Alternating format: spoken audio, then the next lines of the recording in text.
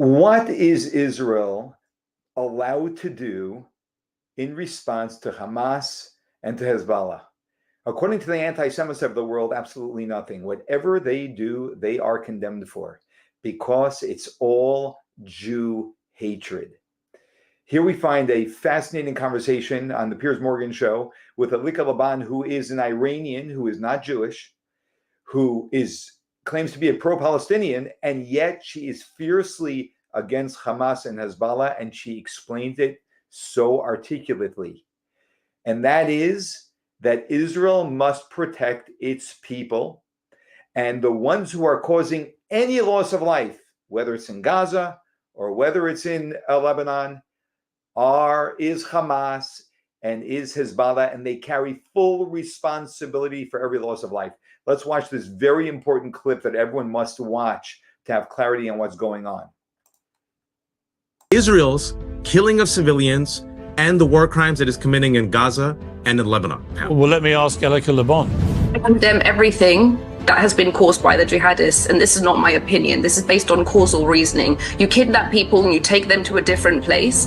What other option does a sovereign nation have but to return its citizens? And when the jihadists bury themselves wherever they are, whether they're in Lebanon, whether they're in Gaza, whether they're in Iran, whether they're in Syria, they are making the people of that nation, the people they are burying themselves amongst, vulnerable to being killed in this way. So yes, I absolutely condemn those deaths, and I absolutely blame the jihadists for that. And first of all, to go back to this claim that Hezbollah never started this war, from the 8th of October, started launching, by this point, over 11,000 rockets into Israel.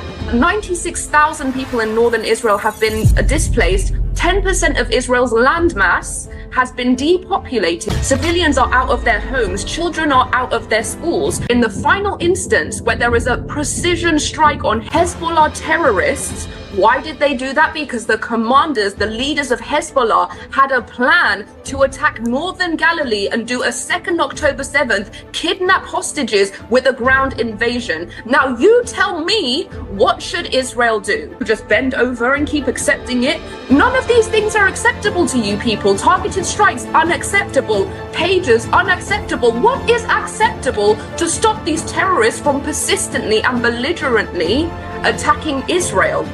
And to make the claim, first of all, to make the claim that they are doing this on behalf of the Palestinians is absolutely outrageous. You want to say that, oh, we're fighting for the Palestinians because of the occupation in this oppressive military state.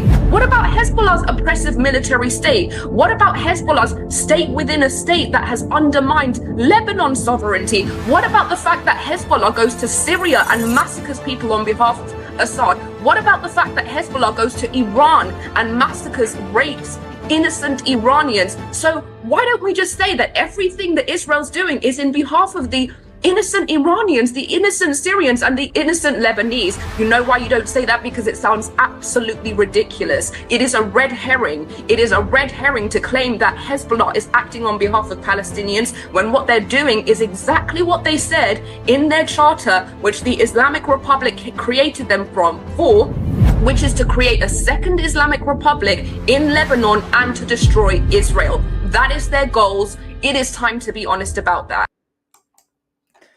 It's that simple. Time to be honest about that. And if someone is not honest about it, I don't believe it is worth a conversation.